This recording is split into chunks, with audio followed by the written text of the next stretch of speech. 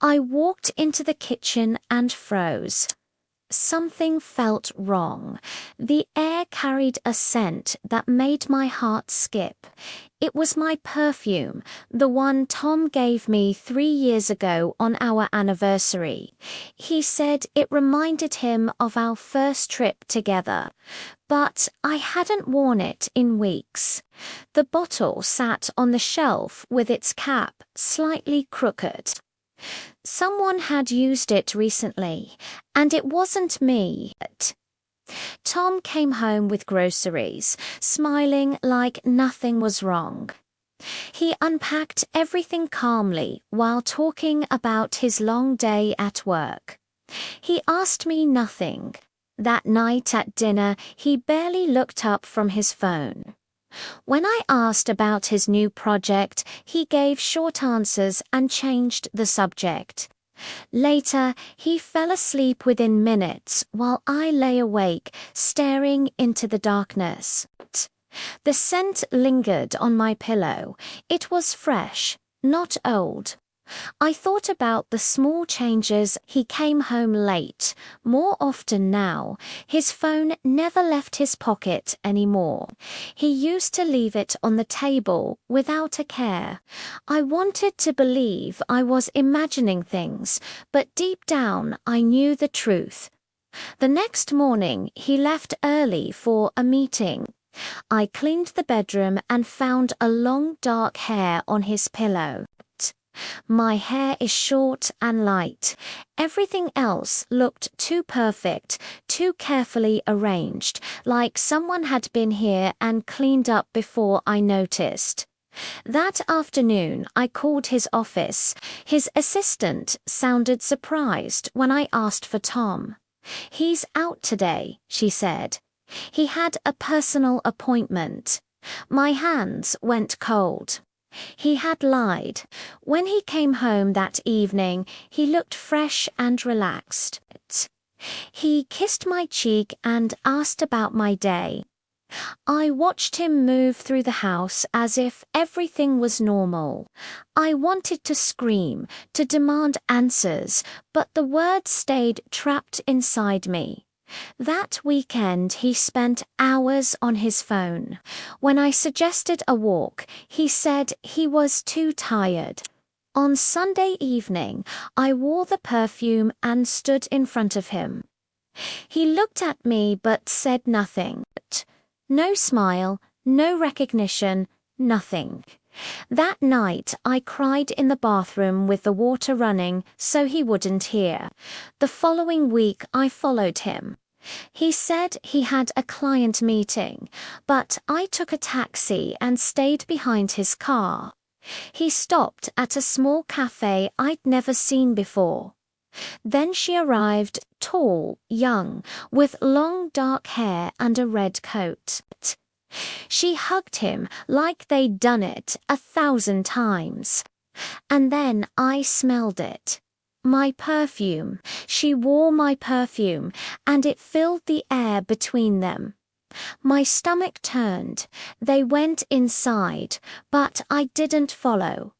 I told the driver to just drive. I cried the whole way home.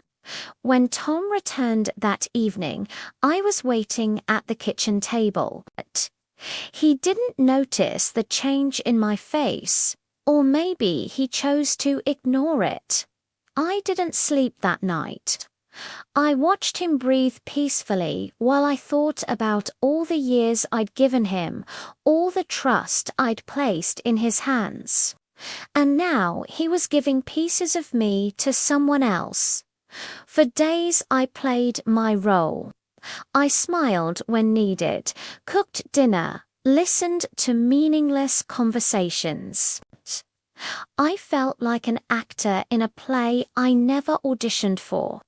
I didn't tell anyone because I couldn't bear the pity. One night while he slept, I searched online for divorce lawyers. I only read their pages, looking at stories from women who had found the strengths to leave. The next day I found a receipt in his jacket pocket. Dinner for two, expensive wine. The same night, he said he worked late. Then I received a phone call from an unknown number. A woman's voice. "I think you know who I am," she said. She told me she didn't mean to fall in love with him, that he said I didn't care anymore. Then she said the words that broke something final inside me. "He gave me your perfume," said it reminded him of someone who used to make him happy. I hung up. The pain was sharp and clear. He wasn't confused or lost. He was cruel. That night, I made my decision. I started packing slowly, taking important documents, clothes, anything that mattered.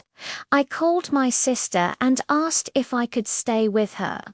When Tom left for work the next morning, I walked through the house one last time. I touched the dining table where we used to laugh, looked at the bed where I once felt safe. Then I placed a letter on the kitchen counter telling him I knew everything and that I was choosing myself. I didn't sign it. I locked the door and left. My sister welcomed me with open arms and asked no questions. That night, I slept in her guest room, surrounded by clean sheets and warm silence. Tom called after 3 days. I didn't answer. He left messages, some angry, some pleading. I deleted them all. 2 weeks later, he came to my sister's house, but she turned him away. I cried that night. Not from sadness, but from release. I found work at a small bookstore. The days were quiet and healing. I bought new perfume that reminded me of nothing and no one. It was simply mine. Months passed and I moved into a small apartment filled with light. I painted the walls soft blue and surrounded myself with books and warmth. One afternoon, I returned to collect my last belongings. The house felt cold and empty. I found the perfume bottle on the bathroom shelf, half full. I opened it and breathed in the scent. It smelled the same, but it no longer belonged to me. It belonged to a version of myself that no longer existed. Back in my apartment, I sat by the window with tea and watched the world outside. I had left behind the woman who waited for love and became the woman who chose herself. I didn't need his apologies or explanations. I had forgiven myself for staying too long, and that was enough. The perfume he gave to someone else had set me free.